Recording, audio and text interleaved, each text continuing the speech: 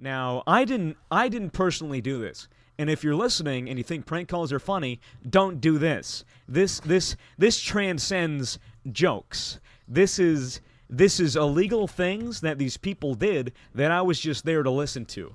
I didn't know these people's names. I didn't know where they lived. All I knew was a username on a throwaway Skype account. I met them through friends.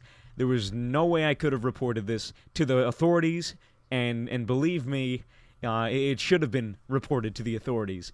I'll start. Well, you got me on the edge of my seat. I know. I'll start by. Shit, I wanna hear which this. one do you want to hear first? The Denny's incident or the EconoLodge terrorism? Oh, I think I know Terrorism. I think I know the EconoLodge one. So tell me the Denny's one. Well, here I'll go on Yeah, you told Carson me and that. Raccoon eggs. Which one do you Yeah, want lay to it hear on me. first? The Denny's incident or the EconoLodge terrorism? Which one would you prefer? I really terrorism. like terrorism. Right. Yeah, right. You really like. Let's quote Carson I- on that. Carson on the record. 10:50 p.m. 3/17/2017. I really like terrorism. I'll make that the description. Carson. I really like terrorism. Quote Carson, Right. 2017. I'll tweet. All right, so we'll start with the EconoLodge terrorism. So essentially, this one guy, I only knew him by the name of Nick.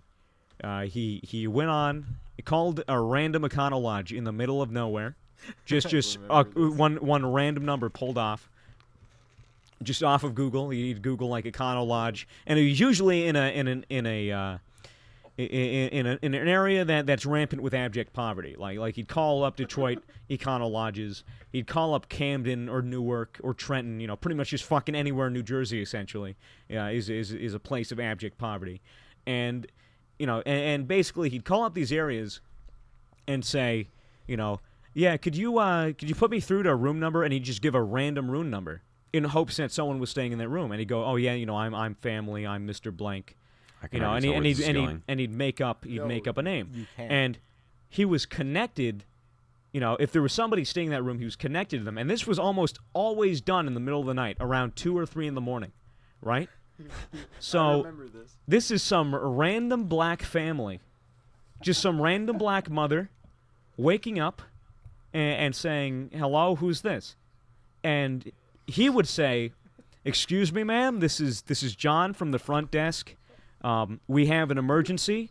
I want you to remain calm. Everything is going to be okay. Just please follow my directions. The safety of you and everybody in the building is currently at risk, and we ask that you, very calmly follow our commands." And she's, instantly That's hooked. so fucked. Instantly hooked. That's And she goes, yes, please, I have a child. Is everything going to be okay? And he goes, everything's going to be fine. Just please, just please follow my commands. And he goes, there is a xenon gas leak in the building, and essentially this gas, the properties work that it's extremely dense, so it fills up the bottom of, it goes to the bottom of the floor and leaks in through the cracks of the door. So he had her dip a towel in the toilet and put it under the door. And piss in the toilet before doing that because the ammonia in the pee canceled the gas or some shit, just weird stuff, right? He really did some stuff there, and then what he did, he goes, okay, now did you do that? And then she'll say, yes I did, and he'll go, okay, I want you to unplug all electronics because this is a flammable gas. If it comes into contact with any plugged-in electronics, it'll explode. So she unplugs everything in the room. And then he goes, okay, ma'am, I think the leak is seeped into your room. We need you to immediately, what's the word? Shit. Evacuate? Yeah, well, not evacuate, but you need to aerate the room, Yeah. alleviate the room of gas. He goes, can you open the windows? And the thing is with the EconoLodge windows is that you can't open them. They're just sheets of glass. And then they say, no, I can't open it. And so this is the end goal of the call. He would tell them, I want you to go into the bathroom, pick up the porcelain lid of the toilet, and throw it through the window. Oh no. Oh. And sure enough, she gave the phone to her kid, and then all I hear is, Mom, what are you doing? and her going, "Get out of the way, sweetie, get out of the way." I hear the porcelain shuffle, and then I just hear 3 running steps, and then just glass shatter, and people screaming outside the EconoLodge.